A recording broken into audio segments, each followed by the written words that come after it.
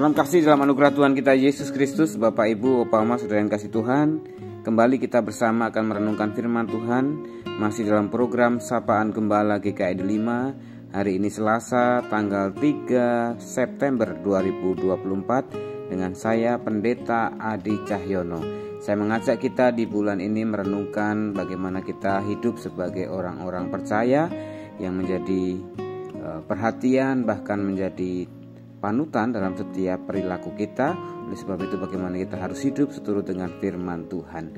Untuk yang pertama ini saya mengajak kita merenungkan firman Tuhan dengan tema si bocor mulut yang didasarkan dari kitab Amsal pasal 20 ayat 19. Sebelumnya mari kita berdoa.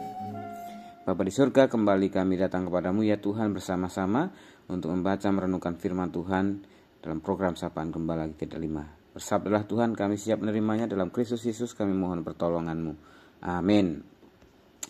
Amsal 20 ayat 19, demikian firman Tuhan. Siapa berguncing membuka rahasia, sebab itu janganlah bergaul dengan orang yang bocor mulut. Ya, Bapak Ibu kasih dalam Tuhan Yesus Kristus, dalam Alkitab ada sebuah ungkapan yang sangat eksplisit, sangat gamblang, sangat jelas, bahwa orang yang bocor mulut adalah orang yang ditujukan memiliki kebiasaan perilaku yang tidak dapat menyimpan rahasia. Bahkan orang yang bocor mulut sering atau lebih dikatakan suka membocorkan rahasia orang lain yang kadang-kadang mereka tidak sadar bahwa apa yang dilakukan itu bisa membuka rahasia orang lain, dan perbuatan itu sebenarnya adalah perbuatan keliru karena kita mencibir, bahkan terkadang berangkat dari perasaan hati iri, kecewa, dengki, ataupun juga marah.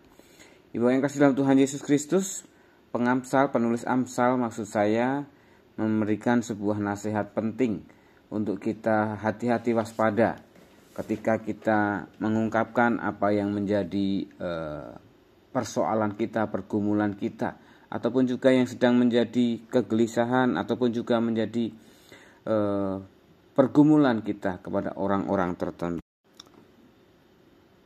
Penulis Amsal mengingatkan untuk kita tidak bergaul dengan orang-orang yang suka membocorkan, membicarakan hal buruk orang lain. Kenapa kira-kira saudara?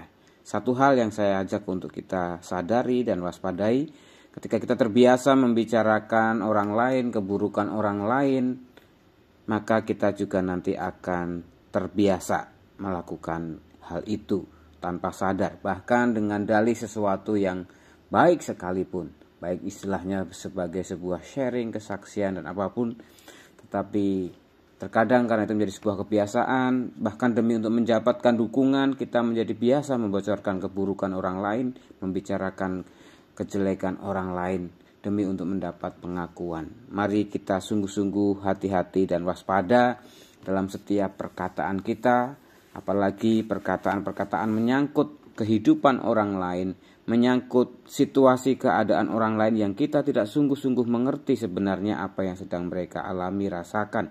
Mungkin tentang hubungan pribadi orang lain, mungkin tentang persoalan rumah tangga, persoalan tentang anak dan sebagainya. Oleh sebab itu mari kita menjadi orang-orang yang bijaksana, sehingga sungguh-sungguh kita menjadi orang yang dapat dihargai, dihormati, dan keberadaan kita justru menjadi sesuatu yang baik, positif, sehingga orang nyaman berelasi dengan kita, orang sungguh-sungguh terinspirasi dengan kita untuk menyatakan kasih Tuhan. Teruslah bijaksana, teruslah waspada dalam berkata-kata, terutama ketika berkata-kata atau bercakap-cakap tentang kehidupan orang lain. Tuhan Yesus memberkati kita melalui firman Tuhan. Amin. Mari kita berdoa. Bapa Surgawi, kami bersyukur kalau pada hari ini kembali kami boleh membaca merenungkan firman Tuhan yang mengingatkan kepada kami untuk senantiasa bersikap hati-hati, waspada dan bijaksana, terutama ketika berbicara tentang sesuatu yang bersifat rahasia, baik tentang diri kami ataupun tentang orang lain. karena itu bisa menjadi bumerang ataupun juga bom waktu yang merusak relasi hubungan dengan orang lain, bahkan dengan diri kita. Bapa di surga, ajar kami untuk terus menghargai setiap rahasia keberadaan orang lain, terlebih menyangkut suatu keadaan buruk orang lain ataupun aib, sehingga kami terus menjadi orang-orang yang dapat dipercaya dan bijaksana. Bapa di surga, saat ini kami mau berdoa bersama-sama untuk saudara-saudara kami yang dalam kelemahan tubuh dan perlu didukung dalam doa, dalam perjuangan mereka untuk pulih dari segala sakit penyakit yang diderita mereka. Untuk Bapak Parlin, Ibu Variana, Ibu Ani Siregar, Ibu Endang Amir, Ibu Neti Huta Galung, Ibu Tris Naning Sesutejo, Bapak Sutanto Harto, Ibu Titiniati, Ibu Silvi Verina, Ibu Monika Manurung, Oma Christine, dan juga para lanjut usia, Oma Budi, Oma Nani, Oma Silvia Intan, Oma Theo, Oma Heni Cahya, Opa Effendi. Bapa di surga, kami terus mendoakan saudara-saudara kami, sahabat kami ini dalam penuh cinta yang daripada Tuhan, agar mereka terus beroleh kekuatan kasih karunia Tuhan dalam segala daya upaya untuk terus boleh mendapatkan kekuatan dan pengharapan kesembuhan di dalam Tuhan. Berkati juga saudara keluarga yang merawat dan mendampinginya. Tuhan limpahkan kasih, sukacita, hikmat, bijaksana. Pada kesempatan yang indah ini kami juga mendoakan saudara-saudara kami yang berulang tahun pada tanggal 3 September. Ada Bapak Hananto Cendra Kusuma, ada saudara Stanley Hitipiu, dan saudari Michelle Valentin Chandra. Tuhan, Kau limpahkan rahmat anugerah, sukacita bukan hanya sampai pertambahan usia ini, tetapi limpahan berkat-Mu juga boleh dinyatakan dalam kehidupan mereka di masa yang akan datang. Mereka hidup dalam cinta kasih Tuhan, mengasihi orang-orang yang ada di sekitar mereka, keluarganya, dan dimanapun Tuhan menempatkan. Kami saat ini juga Tuhan berdoa untuk gereja Tuhan dalam setiap rangkaian kegiatan pelayanan yang ada, khususnya di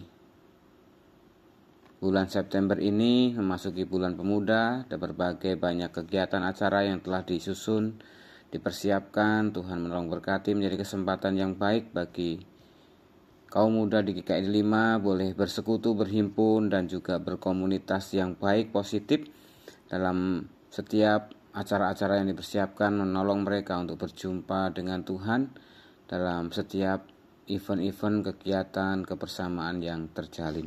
Tuhan, kami mendoakan juga untuk majelis jemaat dalam setiap rangkaian kegiatan program yang harus menjadi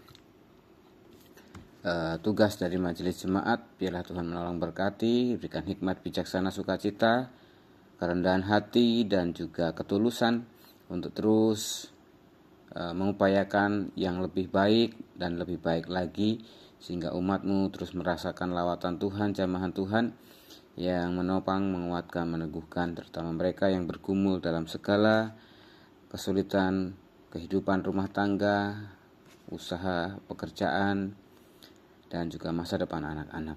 Inilah doa kami ya Tuhan, yang kami minta, kami alaskan dalam satu nama Tuhan kami Yesus Kristus yang mengajarkan kami doa Bapa kami. Bapa kami yang di surga, dikuduskanlah nama-Mu, datanglah kerajaan-Mu, jadilah kehendak-Mu di bumi seperti di surga.